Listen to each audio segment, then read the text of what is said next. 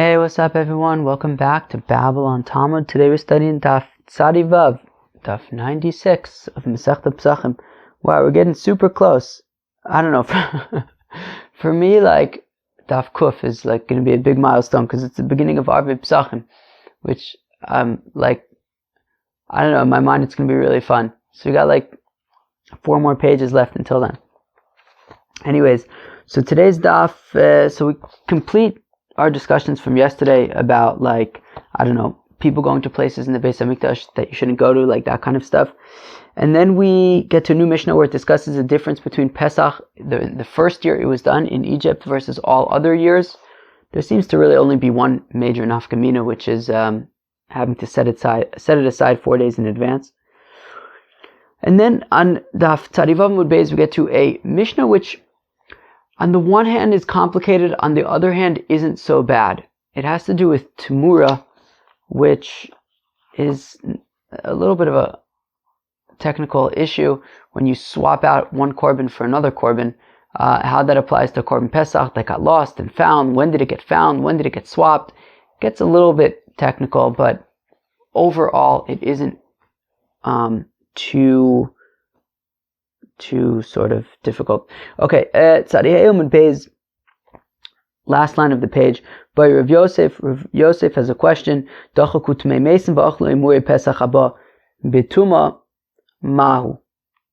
All right, so getting back to these questions that we started with yesterday, when you have a korban Pesach that is offered betuma, right? Most of Am Yisrael is tamei, so that year the korban Pesach is allowed to be brought by tamei people. The Pesach itself becomes tamei. We know all about this. Tumah techuya b'tzibur, tumah hutra b'tzibur, tzitz miratzeh, all sorts of complicated sugyas.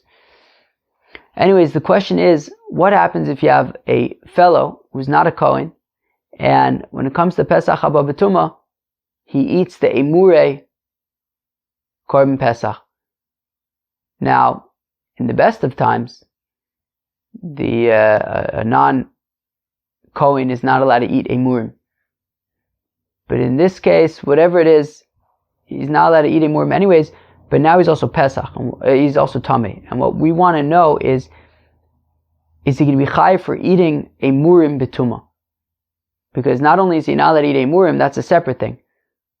But in general, you're not allowed to eat emurim if you're tamei. So that's an additional thing. So the question is he going to be chayiv for the fact that he ate emurim betuma? These parts of the animal that go on the mizbeach, he ate them betuma. So the fact that he's not a Kohen is a separate story. Right now we're concerned about, is it a problem that he's tamei right now when he's doing this thing that he's not supposed to do? So do we say mit ishtri tumas basar, ishtri nami tumas emurin? So do we say, well, in general you're not allowed to eat the meat of a korban either if you're tamei, and yet now you're allowed to eat the meat of the korban when you're tamei because it's a Pesach haba b'tumah. So therefore, you're not going to be chayav specifically for eating the emurin betuma.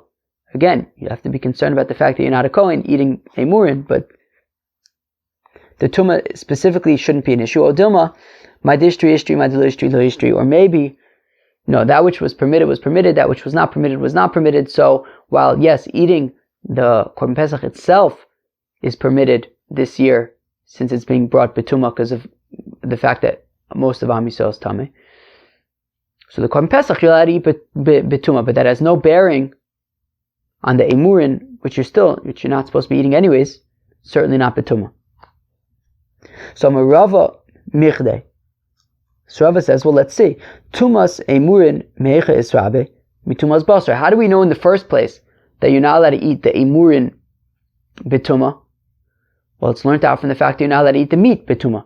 Tichsev asher la'Hashem, right? It says that somebody who eats the meat of a korban, and then it says asher la'Hashem, that belongs to God, and we learn out the rabbis is emurin to include also the emurin. So just like you're not allowed to eat a korban, the meat of a korban, let's say a shlamim, you offer a shlamim, you would be unable to eat the meat of the shlamim if you're tamei. We've also learned about that in the context of Mechosar Kippurim, the mitzvahs aseh to eat your own korban. Anyways, so do not eat a korban if you are tamei, and we say asher la Hashem to include even emurim. That emurim also should not be eaten betuma. So now So since we're really only learning out the problem with eating a murin betuma from the fact that you're not allowed to eat the meat of the korban betuma, well, then they're kind of dependent on one another, and therefore, only in a case where you would be unable to eat the meat of the korban betuma, do we also say that you're unable to eat the emurin betuma. And the conclusion of Rava is that in any case where there's no issue with eating the meat of the korban betuma, such as Pesach haba betuma, well then there's not going to be an issue specifically of eating the emurin betuma. There's still going to be an issue if you're not a kohen of eating emurin as a zar, but in terms of eating emurin as a tamei fellow, that will not be an issue since this particular korban is allowed to be eaten betuma. Let's go weiter in Shas. By Reb Zera asks a gewaltige kasha. Yeah, it's amazing we haven't thought of this. Well, I haven't thought of this, but maybe everybody else did. Emuri Pesach Mitzrayim Heicha Akterinu. Where did they offer the emurim of the Pesach Mitzrayim? There was no Beis Hamikdash, there was no Mishkan. When they slaughtered the korban Pesach, what mizbeach did they put the emurin on?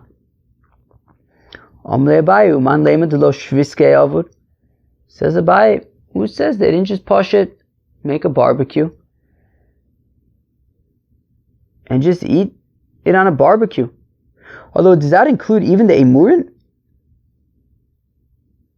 Interesting. So maybe in Mitzrayim there was no mizbeach or anything like that. So I guess they just ate it. Put it on a skewer, put it on the barbecue and ate it, I guess. Unless they just put it on the barbecue and left it darting. Maybe that's what they did. They put it on the barbecue and left it over there. There were 3 mizbeachs over there. It says, look, right? They took the blood of the korban, they put it on the doorpost, they put it on the the top of the door, the sides of the doors. That was like the dam that they had to do. But there's no other specific rules about what to do with the emurim. So therefore, you put it on your fire, whatever it was. But there was no specific instructions about what to do with the emurim. Interesting. Although, yeah, that doesn't really answer. Okay. Yeah, I imagine what it means is that they just burnt it. I assume that they didn't eat it. I mean, things like the aliyah, the chaylev. Why would you eat chaylev? And I assume that they probably just burnt it, but not on a mizbeach. Interesting question. Zok the Gemara. Well, it's really a Mishnah. Mabim Pesach Mitzrayim Pesach Doros. What is the difference between the first korban Pesach that they brought in Egypt and all subsequent korban Pesachs? Pesach Mitzrayim Mekro mi be'esar. So the korban Pesach in Mitzrayim, you had to already set it aside on the 10th day of Nisan. On the 10th day of Nisan, you went up to a sheep or a goat and you said, you are going to be my korban Pesach. You already designated your specific animal from the 10th. And you need to sprinkle the blood of the korban Pesach in Egypt with a bundle of hyssop. On the, what's called is it called the lintel? I don't know. The top part of the door, right? We learned the Eruvin, we know about Suras Pesachs. You have the 2 side posts, and the thing that lies down on top of it. Anyways, so you have to put blood on the 2 side posts and the top post. And you ate it in a haste, in one night. And Pesach of the other generations is for all 7 days. The Gemara is going to have to explain what this exactly means. What's the one night? What's the 7 days? Because obviously we don't eat korban Pesach for 7 days. We'll have to figure out what it's talking about. It says the Gemara, Minalon, how do we know that designating your korban Pesach 4 days in advance on the 10th of Nisan was limited to Pesach Mitzrayim, not for all generations? Tichsiv, as the pasuk says, Dabro kol adas Yisrael lemor, speak to all of Israel, saying, Be'esor lechodesh hazeh, that on the 10th of this month of Nisan, vikhu, period. And you'll take your animal that you are going to be setting aside as your Korban Pesach already from the 10th of Nisan. Ze mikchomi be'esor, ve'im Pesach doros mikchomi be'esor. So we want to learn out from it says, be'esor chodesh hazeh, that this specific month, meaning that specifically this month, this year in Egypt, that is when you have to set aside you have to designate your Korban from the 10th of Nisan. However, in future generations, you will not have to specify which animal you want to bring 4 days in advance. El me'ata, but if that's the case, Pesach Dor, where am I? El me'ata, ve'haya lachem l'mishmeres araba aso yom l'chodesh hazeh. But what about the fact that it says about guarding it? So in addition to setting aside, to designating your Korban on the 10th of Nisan in Egypt, they then proceeded to guard the animal for 4 days to make sure that there's no mums, no blemishes.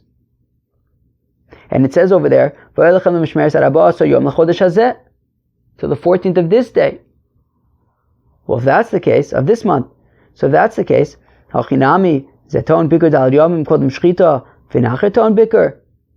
you're going to say that because it says HaChodesh Hazeh, this specific month, in the context of then guarding it for 4 days, are you going to say that the guarding only applied in Egypt, it doesn't apply to future generations?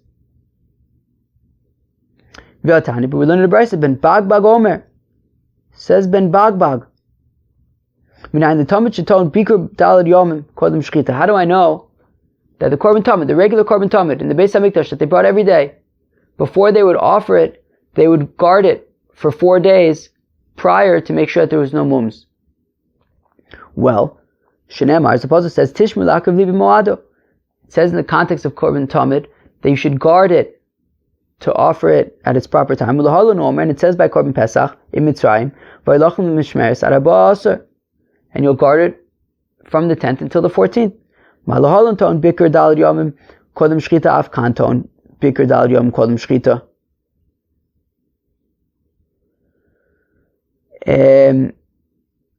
So just like by Pesach in Egypt, you had to guard it for 4 days to make sure that there's no mums. So also the Korban Tamid, because it says Mishmeres by both. It says Vayelachem Mishmeres by Pesach Mitzrayim. It also says Tishmu la'akav b'moado by Korban Tamid.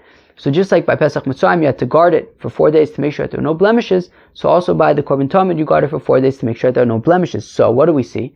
So we see that when it comes to the Korban Tamid for all generations, we guard it for 4 days.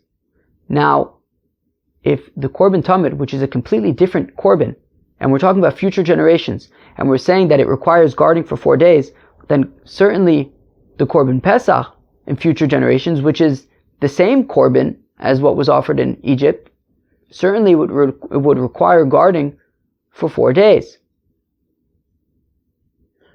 So the Gemara says, yeah, but Shiny also, it's different when it comes to the Korban Tamid, Tichsev Tishmu. Because it says Tishmu, meaning specifically we have the Gzeir Shav of Tishmu, that it says by Korban Tamid Tishmu, and it says Vayelachem Mishmeres by the Pesach Mitzrayim, and therefore just like by Pesach Mitzrayim there was guarding, then also by the Korban Tamid you're going to guard it for 4 days. Now, the Gemara then says, but Ufesach Doros Nami, Omer Krov Avadtos Avoda Hazos, B'chodesh Hazeh, Shiyu Kol Avodos, Chodesh Zeh Kozeh. Period. Now, this is an important step that the Gemara says, which is that, and, by the way, also when it comes to Korban Pesach, it says, V'avadtes avoda azos, that you're going to do this work, this avoda of the Korban, b'chodesh hazeh, in this month, shu kol avodos chodesh zeh kozeh, that all of the avodas of the Korban Pesach in this month, i.e., in this year, in Pesach Mitzrayim, are going to be applicable to all future generations as well. And from this pasuk of Ve'avadtes avoda azos, we actually therefore apply all the halachas of Pesach Mitzrayim to all future generations. And therefore, what we're saying is actually in all future generations, just like in Pesach Mitzrayim, you had to guard the animal for 4 days. So also in all future generations, you're going to guard the Korban Pesach for 4 days. Now, there's a distinction here between setting aside the Korban on the 10th, which was specific to Pesach Mitzrayim, to designating it on the 10th and guarding it for the 4 days prior. So while in Egypt on the 10th of Nisan, you actually had to designate your korban and say, you are going to be my korban Pesach. That you don't need to do in future generations.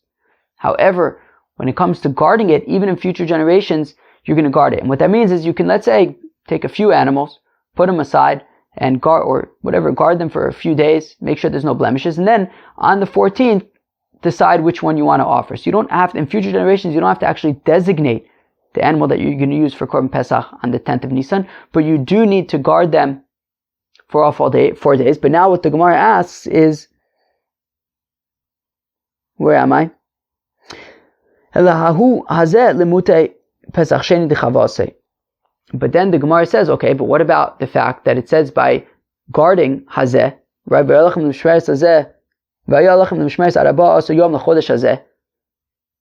But one second, just like when it came to designating the animal on the 10th, it said, and we said specifically that's referring to Pesach Mitzrayim, but not for Pesach Toros.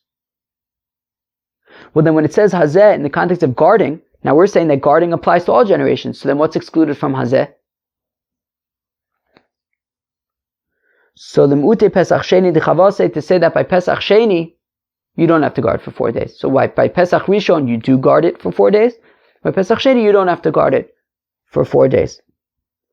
What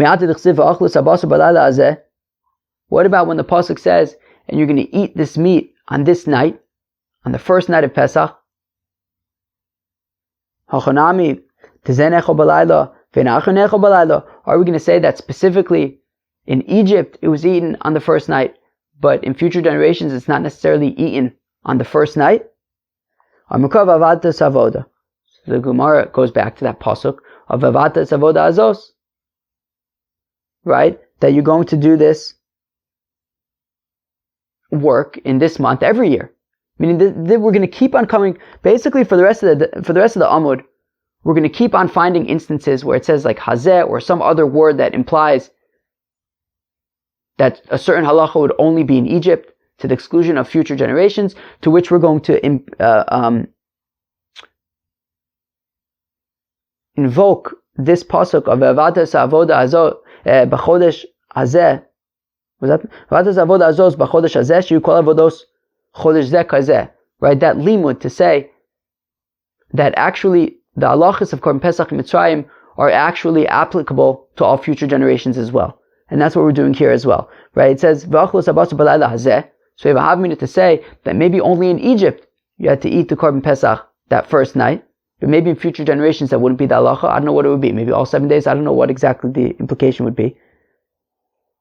But then the pasuk says, no, V'avatas avoda. From that pasuk of V'avatas avoda, it applies that to all future generations, that also in future generations you're going to eat the Korban Pesach on the first night of Pesach. So what do I do with hazeh in that pasuk of eating the Korban Pesach at night? What does it exclude? Well, so the machlokas between Rabbi Elazar ben Azai and Rabbi Akiva, they use this word, right, this pasuk of balayla hazeh in their machlokas when they're trying to figure out if the Korban Pesach is eaten all night until Elos HaShachar or only until Chatzos. Okay, what about when it says that anybody who doesn't have a bris milah cannot eat the Korban Pesach? So do we say here also, we'll say bo, that specifically Arelim do not eat the Korban Pesach in Egypt, but in future generations they could. So again, we invoke this pasuk of the Avadta to say that all future Pesachs are like the one in Egypt. So what do I exclude from bo? Bo eno ochel aval ochelu b'matzah mar. It means, he doesn't eat the Korban Pesach, but he does eat matzah and mar. Enjoy. Okay, what about the fact that it says that nudniks are not allowed to eat the Korban Pesach? A ben nechar is a type of nudnik who shenisnakru b'maisav lav shabashamayim, that his actions became like strangers to his God in heaven, to his Father in heaven. Nudnik. So how do I know? So when it says that nudniks don't eat the Korban Pesach, so Achinami de boy no ochel. Havel ochelu Pesach Doros. There's a possibility that I could say that nudniks didn't eat the Pesach Mitzrayim, but nudniks can eat future Korban Pesachs. So again, this pasuk of Avadta comes to make future generation Pesachs similar to the Pesach in Egypt. Ela bo lamali. So what do I learn out from the word bo? Bo amoras das poseles, vin amoras das poseles betruma. That being a nudnik is a disqualifier when it comes to Korban Pesach. However, it is not a disqualifier when it comes to truma. Even nudniks can eat truma. Somebody is amoras das, somebody who sort of rebels theologically. We had to have both examples of people who are uncircumcised as well as people who have theological issues with the Eibishter. The Kasav Achmana Oral Mishum Demais. If the pasuk only would have said that uncircumcised fellows are unable to eat the Korban Pesach, so I might think, well, that's because they're disgusting. But a nudnik isn't necessarily disgusting, he's just a nudnik. So I might think like, okay, whatever, you're a nudnik, but you could still eat the Korban Pesach. So tzricha. That's why we also have to say that nudniks are not allowed to eat the Korban Pesach. And if we would only talk about nudniks, that's because his heart is not towards heaven, right? Meaning we said ben nechar is specifically a nudnik who has his actions go against the will of God. So I might think that that's why he's not allowed to partake in the Korban Pesach, because his heart isn't towards heaven. Aval aral d'libul hashamayim. But if you have a fellow without a bris milah, who his heart is towards heaven, same alo, I might think that he might be able to partake in the Korban Pesach. Tzricha, that's why you need the aral and the, what's it called? The ben nechar. Now, check this out. You could push it, skip the next 3 lines. Rashi says to skip it. The Zagos V'Tzunim says to skip it. So let's regroup over here where it says Elameata, 3 lines later. Elameata also az yochabo. What about the pasuk that says that if you have a fellow who has sons or slaves, he has to make sure that they're circumcised, and if they're not, then he's unable to eat. The father/master is unable to eat the Korban Pesach if he has a child or a slave who's uncircumcised. Now it says az yochal bo, that once he circumcises them, so then he can eat the Korban Pesach.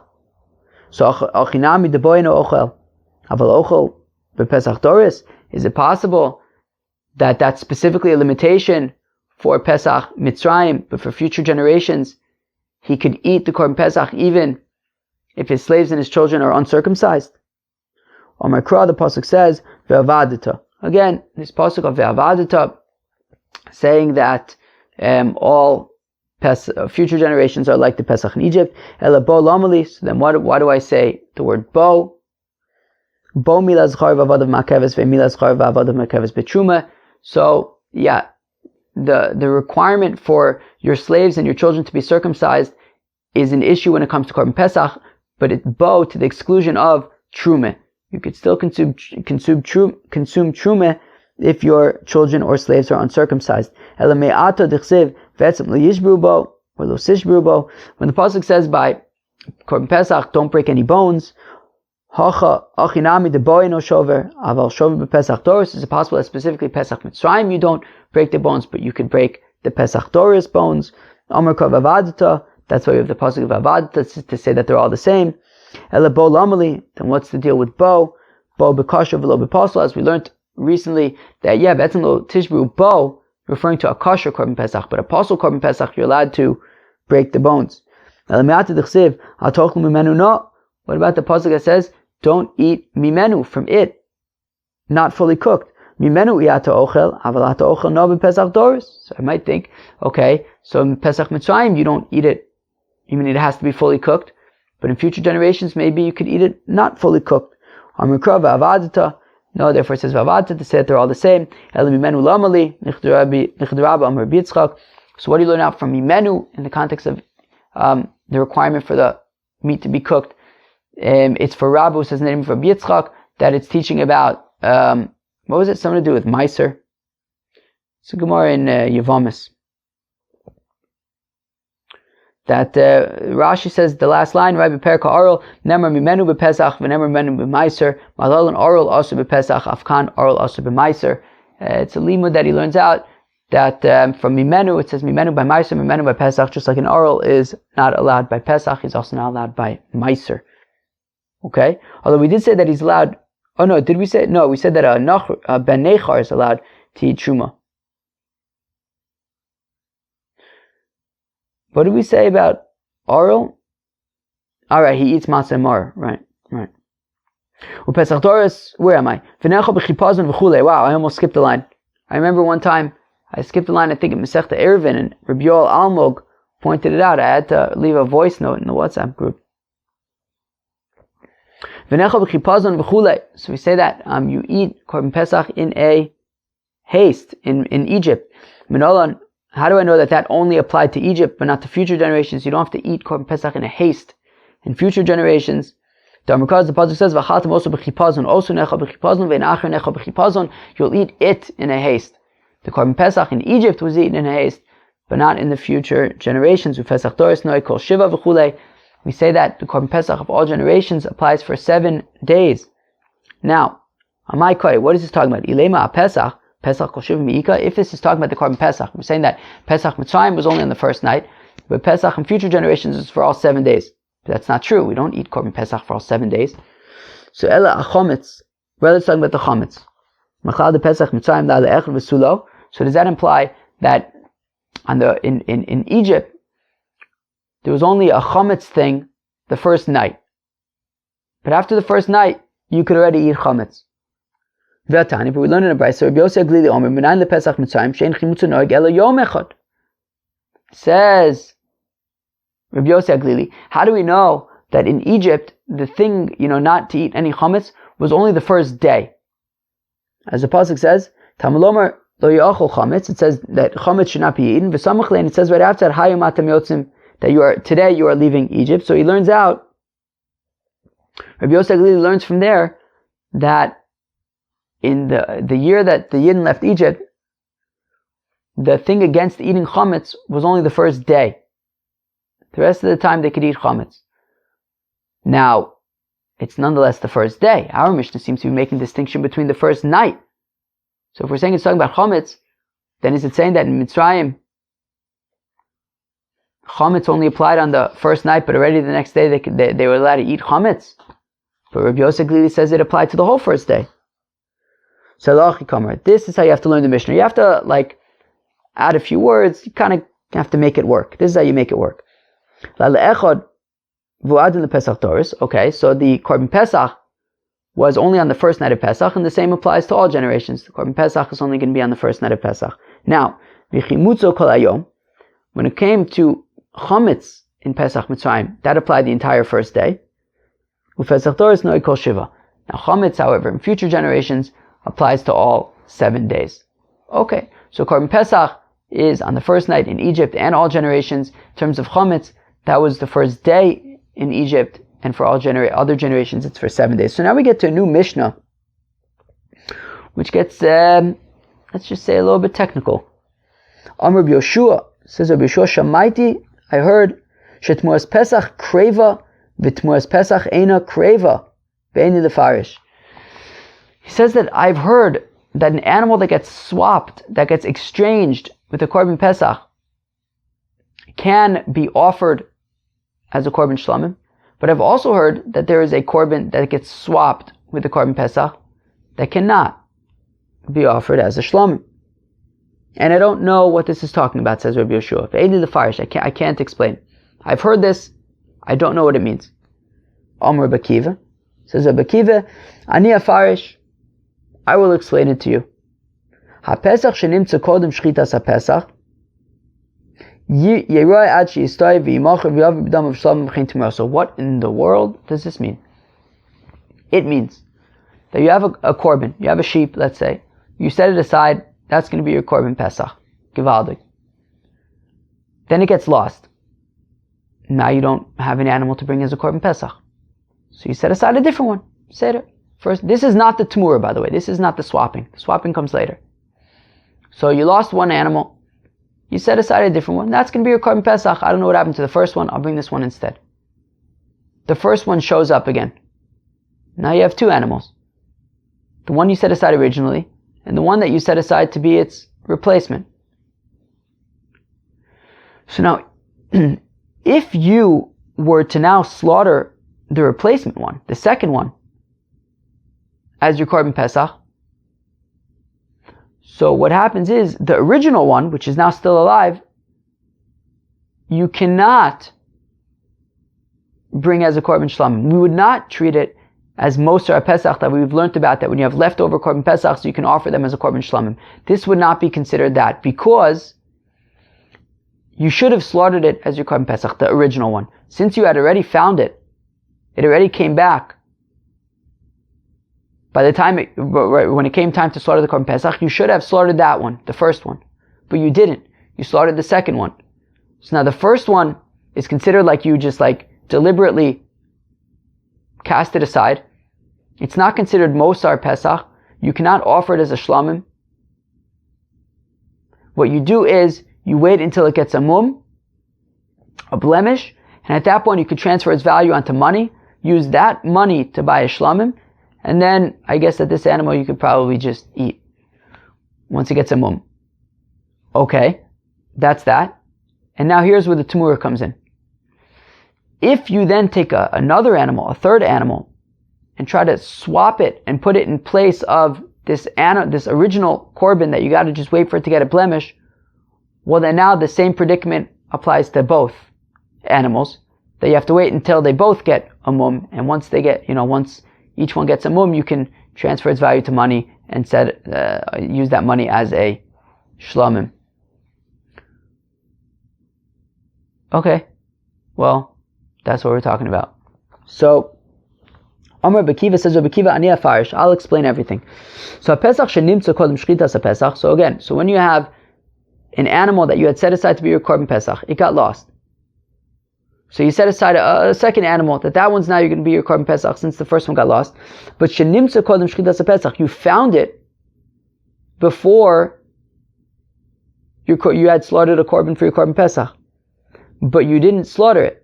You found the original one, but you didn't slaughter the original one. You slaughtered the replacement one. So what do you do with the original one? So yira ad she'istayv. So it grazes until it gets a mum, v'yimacher, and then when it gets a mum, sell it. And then with the money that you got from the sale, v'yavi b'dam of shlamim, bring a korban shlamim from the money from the sale. V'chein Temurah also, and the same thing applies. If you swap out this animal that's just grazing, you try to replace it with a different animal, a Temurah, so then the same thing applies to both animals, that you have to wait until they get a blemish, and then you could sell them and use the money for a shlam. So that's the example of Temurah's Pesach she'ena kreva, that is not offered, and rather you just wait for it to get a blemish. Now, achar shchitas Pesach, but if the original korban, if the original animal that was set aside showed up after you had already slaughtered the replacement, and at the time that you slaughtered the replacement, i.e. animal number 2, that you brought into the picture because you had lost animal number 1, if you had already slaughtered it as your korban Pesach, and then the original animal turns up, well then it's just considered Mosar Pesach, Karev Shlamim, and after Pesach you can offer it as a Shlamim.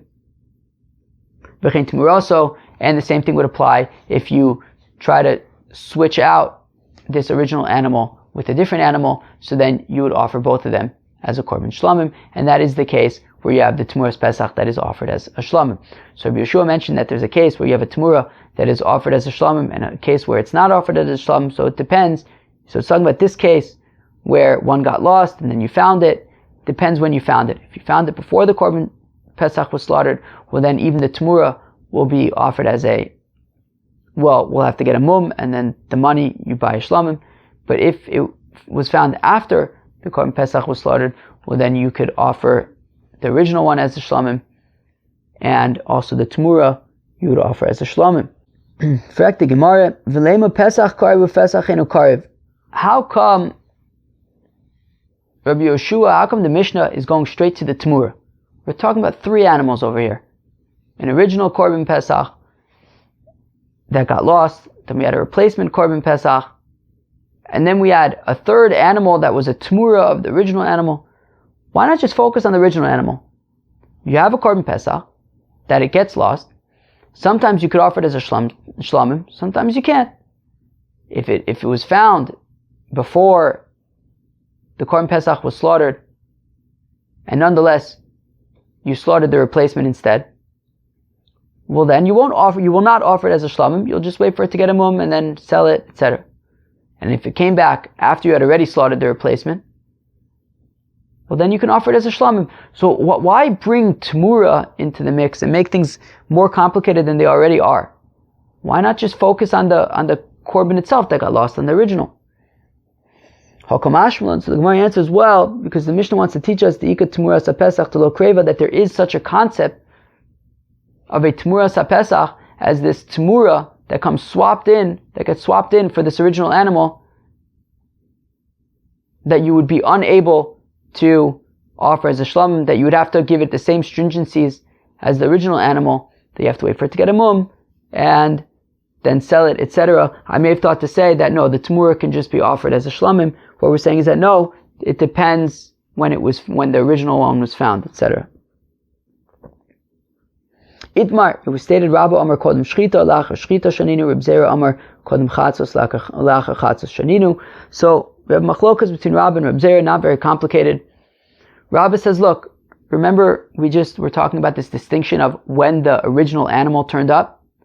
If it came back, if we found it before the replacement was slaughtered, well then you would have to wait for it to get a mum. If you found it after the replacement was slaughtered, then you could offer as a shlamim, right? So the distinction is based on whether or not the replacement was slaughtered yet. Reb Zera actually learns it differently, which is that it actually depends what time it was found. If it was before Chatzos, it was found, so then you'd wait for it to get a mum. If it was found after Chatzos, you can slaughter it as a shlamim, even if you have not yet slaughtered the replacement in its stead. Still, if you found it after Chatzos, you can offer the original as a shlamim. So Rabbah makes the distinction, like we understood our Mishnah, to be based on whether you slaughtered the replacement yet or not. Reb Zera says it depends what time you found the original, whether you found the original before Chatzot, before noon, or after noon. So let's read that again. Itmar was stated, Rabbah Amar says Rabbah, Kodem Shchita Lacha Shchita, that the distinction is whether you find the original before the replacement was slaughtered or after the replacement was slaughtered. Reb Zera Amar Kodem Chatzos Lacha Chatzos Shaninu, whereas Reb Zera learns it as it depends if the original was found before Chatzos or after Chatzos. Reb Zera Hakatani Kodem Shchita Pesach. But one second, Reb Zera, how can you possibly understand the Mishnah as referring to before Chatzos versus after Chatzos? Doesn't it clearly say that it depends on if the replacement was slaughtered yet or not? It doesn't say anything about Chatzos. Ema Kodem Zman Shchita Pesach. So Reb Zera says, yeah, but the way to understand the Mishnah is not that it means whether or not the replacement was slaughtered yet. It means whether or not it's the time to slaughter Korban Pesach, i.e. Chatzos. Because Mida Oraisa already, from Chatzos, you could slaughter the Korban Pesach, as it says Bein Arbaim. We learned that the other day. Ketanois, we talk about learning Machlokas Tanoim. HaPesach Shenimtza Kodem Shchita Yeroi La'achar Shchita Yikarev. That if the original was found before Shchita, then it grazes. If it's after Shchita, so then you can offer it as a Korban Shlomim. Rabbi Eliezer Omer, Kodem Chatzos Yeroeh, La'achar Chatzos Yikarev. Rabbi Eliezer makes the distinction, like Reb Zera was saying, that it depends about Chatzos. If you find the original before Chatzos, it has to graze until it gets a mum. If you find the original after Chatzos, so then you could offer it as a Shlomim.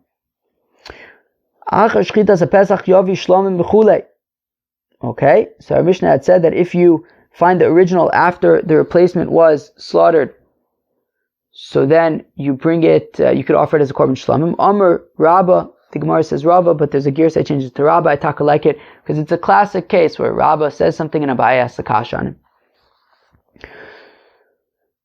Of course, Abaye grew up in Rabba's household, right? Amr Rabba l'shanu ela shenimtza acha shchita v'hemer bo acha shchita. So says Rabba, he says, look, when the Mishnah says that both the original animal and the Temurah, the animal that you brought in afterwards to replace the original animal, if the original animal and the swapping happened after the replacement, i.e. animal number 2 was already slaughtered as a korban Pesach, we have the original, we have the replacement, and we have the Temurah.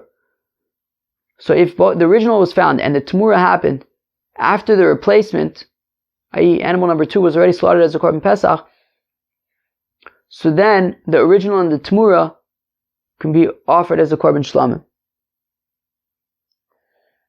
Aval nimtza kodem shchita, but if the original was found before the replacement was slaughtered as a korban Pesach, v'hemer bo achar shchita, but the Temurah, swapping out the original, only happened after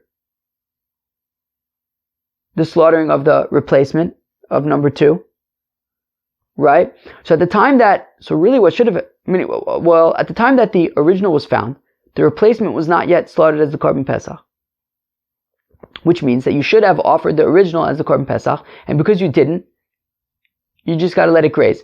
But the Temurah only happened after the replacement was already slaughtered. So what happens then? What happens with the Temurah? Can you offer it as a shlamim, or do you have to let it graze like the original? So again, avol nimtza kodem shchita, but if you find the original before shchita, v'hemer, but the Temurah only happened achar shchita, so Temuraso mikoach kedusha dechuya ka'asa, well, at the end of the day, you are doing a Temurah, you're swapping, you're replacing, well, I don't want to say replacing, but because we're using that for the second animal, but we're doing a Temurah with this third animal for the original, and the original is pushed off, meaning because it should have been offered as your korban Pesach since it was found before the replacement was slaughtered.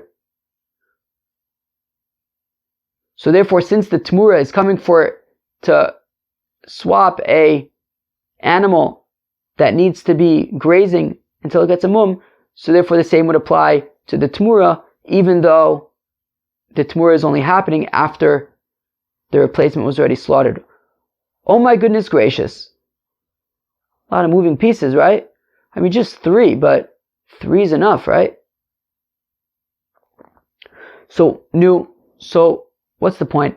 Rabbah says that, in our Mishnah, basically, we had, things were not, I wouldn't exactly say clear because it's a complicated concept, but there was a clear cutoff, which was before Shechita and after Shechita, assuming like the Tanakama and Rabbah, whatever. So if the original was found and the Temurah was done before Shechita, so then they both have to get mums. If the original was found and the Temurah happened after Shechita, so then you can offer both as a shlamim. Rabbah says, what happens in a situation where the original was found before Shechita, but the Temurah happened after Shechita? So Rabbah's opinion is that the Temurah has the same halacha as the original, i.e. it needs to get a mum. Eis ve'abai, Abai asakasha, im kesev. When in the context of shlamim, the pasuk says im kesev. Rashi gives 2 options for what this means. One is that the word im is extra. The other one, which I think is the preferred explanation, is that the word kesev is extra. It doesn't really need to say kesev, which means a sheep, because we're already talking about sheep, so that is extra. Mata malomer im kesev. How come it says im kesev if it's not needed? L'rabos Temurahs Pesach, to include a Temurahs Pesach when you swap out a korban Pesach, achar Pesach, sheker v'shlamim, that it's offered as a shlamim. That when you swap out an original korban Pesach after a Pesach, so it's offered as a shlamim. What the heck does this mean? Hey Chidami, what is this? So if what this means is that you had an original korban Pesach, it got lost, you found it, So if we're saying that it was found after the replacement was slaughtered, and then also, obviously the Temurah also happened after the replacement was slaughtered, and in that case, you can offer the Temurah as a shlamim. Well, Pshita, obviously, you can offer that Temurah as a shlamim. The original was only found, and the Temurah only took place after the replacement was slaughtered. So why do I need a pasuk to teach me this? So rather, what must it be? It must be saying, the pasuk must be talking about when you found the original before the shchita, and you did the Temurah after shchita, and of the replacement. You found the original before you slaughtered the replacement. Then after the replacement was slaughtered, you did the Temurah for the original.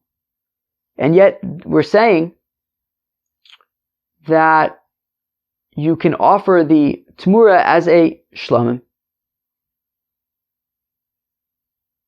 So Rabbi, what do you do with that? Because Rabbi says that when the original was found before the shchita of the replacement, and then you do a Temurah with, after the replacement was slaughtered, then it would not be offered as a shlamim. So Rabbi answers, no. That Brisa is talking about when the original was found before shchita. No. When the original was found after shchita, and obviously the Temurah then also happened after shchita, and we're saying that is why the Temurah is offered as a shlamim. What about the pasuk? Why do I need the pasuk for? Isn't that obvious? Because asmachta ba'alma. The pasuk is just an asmachta. We're not really learning it out from that pasuk. We're just saying, oh look, you could, fits in well with that pasuk. But what do we actually learn out from that pasuk? Elokra lemay also. So what do we learn out from the extra im kesev? Kedetanya, as we learn in a brayso, kesev l'rabos es ha-pesach la'alyah. When it says the word kesev, which is unnecessary because we already know that it's talking about sheep by the shlamim, it's saying that it's to include even that the korban pesach, you put the alyah, the fatty tail of the sheep, onto the mizbeach with the emurim.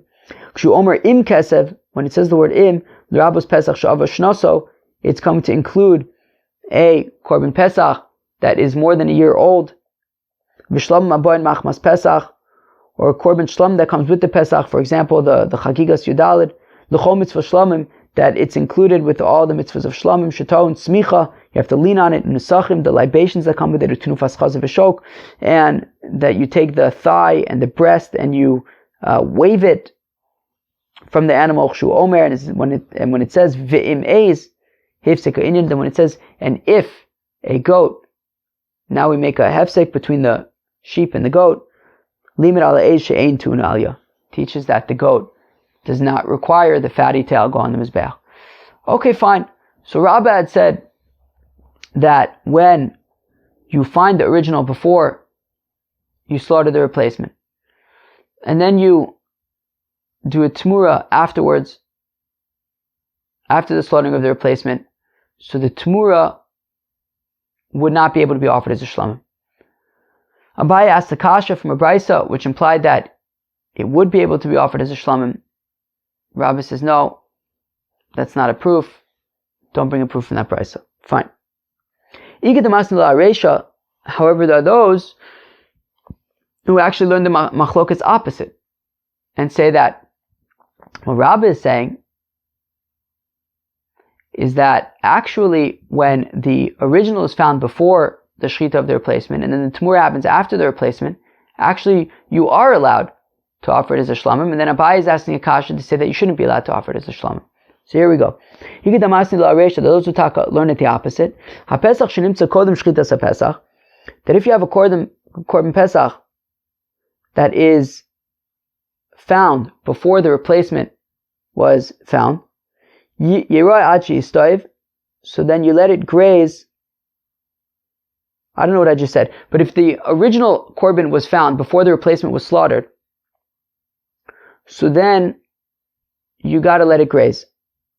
And then when it gets a mum, you sell it v'yavi b'dam of shlamim, and with the money that you got for it, you bring a korban shlamim b'chein temurahs, and the same applies to the temurah.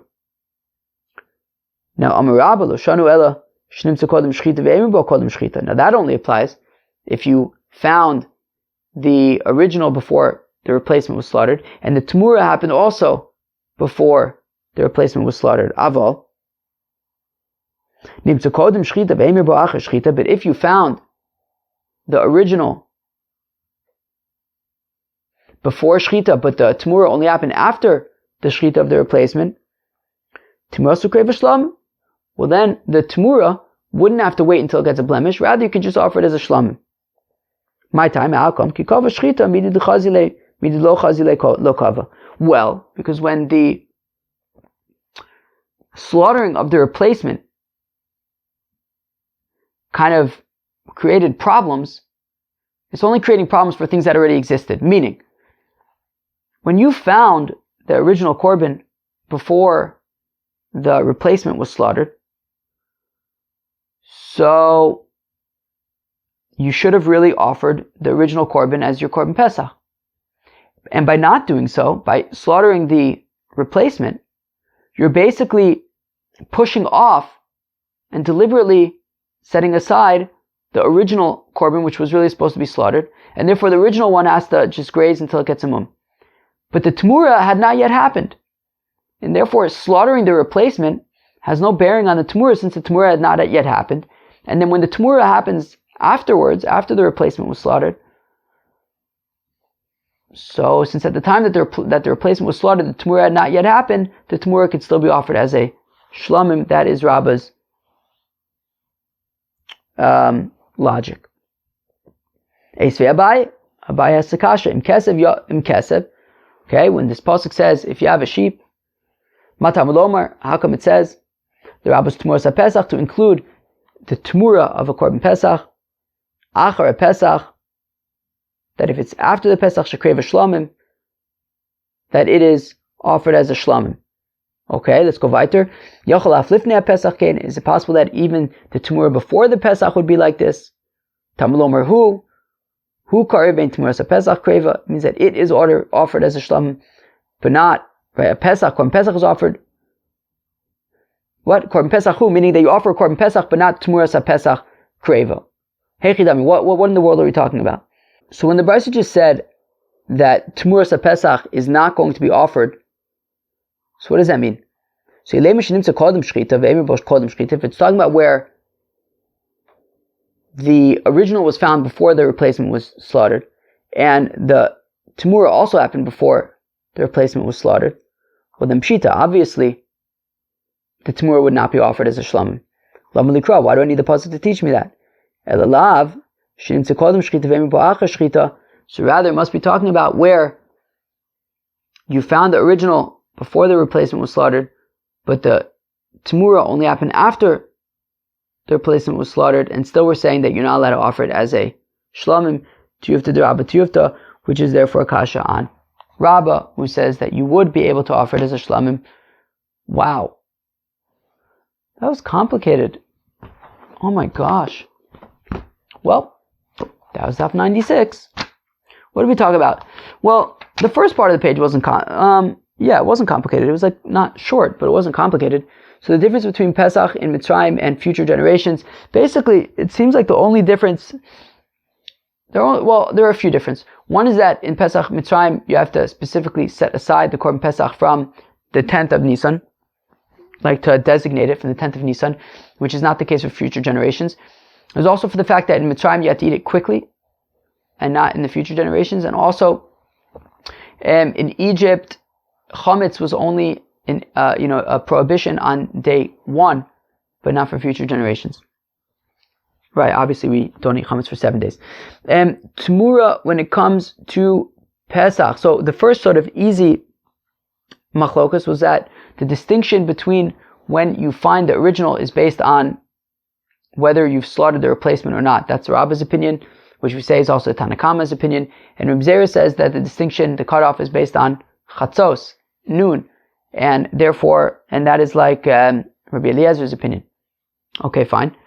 And then basically, the concept in the Mishnah was that if you find the original before you slaughtered the replacement,